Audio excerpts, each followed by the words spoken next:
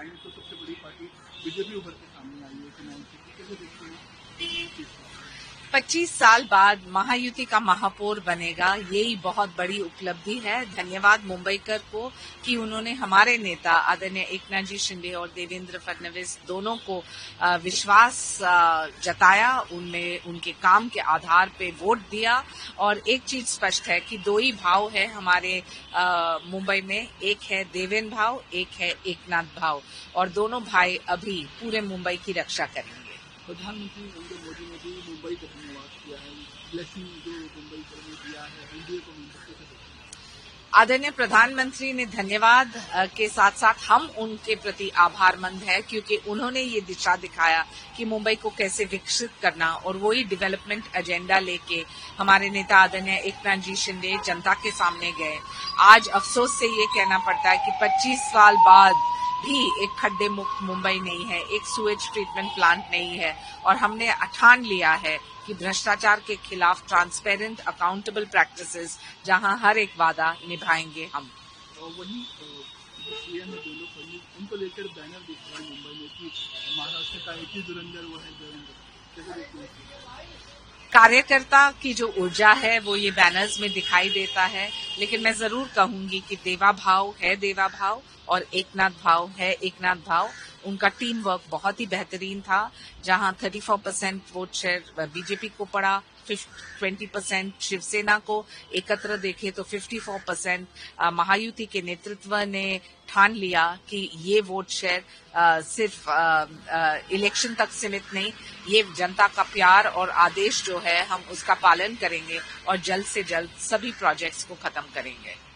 जीत तो मिल गई है महायुति को, लेकिन अब मेयर किसका होगा, बीजेपी का, शिवसेना का, इसको लेकर अब सवाल सामने आ रहा है। महायुति का ही महापौर रहेगा, और गर्व है कि 25 साल बाद ऐसे एक व्यक्ति, पुरुष हो या महिला, जिसका दिल धड़कता है इस मुंबई के लिए।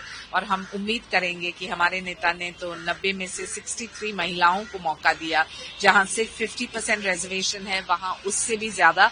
और वैसे आदरणीय देवेंद्र जी ने भी किया बीजेपी में, और हम उम्मीद करते हैं कि शायद एक मराठी महिला को एक मौका मिले महापौर की दृष्टि से। चुनाव से पहले दोनों भाई एक साथ मराठी मानुष की बात कहीं पर उनको ऊपर नजर आई। देखिए, मराठी मानुस को सिर्फ याद किया इलेक्शन के वक्त, किया क्या? हमारे नेता एकनाथ जी शिंदे ने बीडीडी चौल में स्थानिक लोगों को घर दिया, रमाबाई नगर में 17,000 घर दिए, गिरनी कामगार को वापस लाए, मराठी को अभिजात दर्जा देवेंद्र फडणवीस और एकनाथ जी शिंदे ने दिया। तो ये करनी कटनी में बहुत फर्क होता है, और मराठी मानुस जानता है कि जहां प्रगति है वहां महायुति खड़ी है। बात करें ए आर रहमान, तो ए आर रहमान ने संकेत भी एक बयान दिया, उन्होंने कहा कि मुझे अब काम हिंदी फिल्म में कम मिल जाए, उन्होंने कम्युनल फिल्म की बात करी, जैसे बच्चों की। मुझे नहीं लगता है कि ए आर रहमान या कोई भी व्यक्ति को कोई भी कम्युनल कमेंट देना चाहिए। भारत की विशेषता है अनेकता में एकता, और सबको साथ मिलकर काम करना है उनके टैलेंट के आधार पे। तो ये मेरा व्यक्तिगत राय मत है।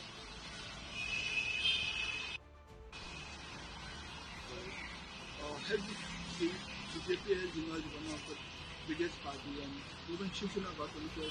How do you think the teamwork of the Mahayuti has been phenomenal this election? Our own leader Eknath Ji Shinde and the Honorable Chief Minister Devendra Fadnavis promised the citizens of Mumbai a pothole-free Mumbai, sewage treatment plants, open spaces, better health care, better medical facilities, and this is what has resonated with the Mumbaikar. We appreciate this mandate where BJP has got 34% of the votes and Shiv Sena has got 20% of the votes, cumulatively 54%, that translated in this historic victory.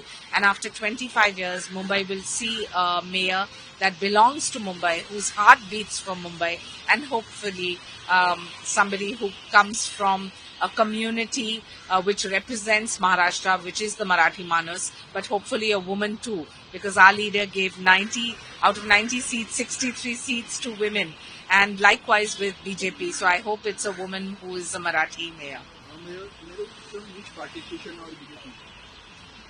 It's very clear that the mayor of Mumbai will be from the Mahayuti, will be a Marathi Manus, will be somebody whose heart beats for Mumbai and works as a Pradhan Sevak or a Pradhan Sevika. But having said that, our leader has always espoused the cause of Ladki Behens, and I hope it will be a Ladki Behen in the days to come. The decision obviously is that of Devendra Fadnavis and Eknath Shinde. So the A.R. Rahman has given the statement that he is not getting, he's getting judged not due to communal thing and also due to the statement of A.R. Rahman. It's unfortunate that people like A.R. Rahman, who have got so much opportunity in a country as diverse as ours, and India's USP has always been unity in diversity. So to say you're not getting work, sir, you are so immensely talented that work will come your way no matter what. And I think that we should all play the competency card and not some complacency card, because genuinely this is the land of opportunities and nobody is discriminated against. Mumbai Marathi people have rejected both brothers who have come together. Mumbai has clearly rejected surname politics and the so-called representation of the Marathi Manus without doing any work for the Marathi Manus. In fact, it is our leader, Eknath Shinde, that got the Marathi Manus back to BDD Chaul, or gave 17,000 homes in Ramabai Nagar, or got the Girni Kamgar back. And it was Devendra Fadnavis and Eknath Shinde that got the Abhijat Darja for Maharashtra as a state. So I think there's a lot of difference between actions and words, and actions speak louder than words. Various posters in Mumbai featuring that Tulsi Duranda that is Every Karyakarta is entitled to slogans, but I believe that there are only two bhaus in Maharashtra. One is Deva Bhau and one is Eknath Bhau, and both the bhaus have made sure that they will protect all of us Ladki Behens and all of Maharashtra with their work, with transparency, accountability and zero corruption practices.